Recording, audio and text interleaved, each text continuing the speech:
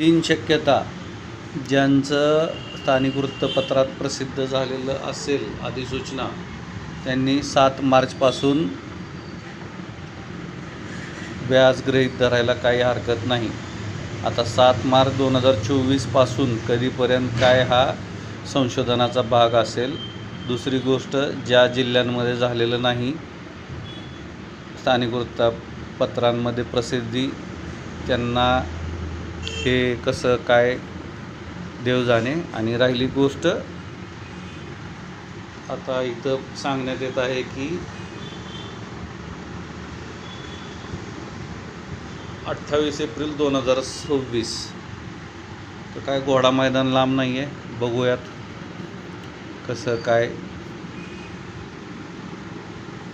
एकंदरीत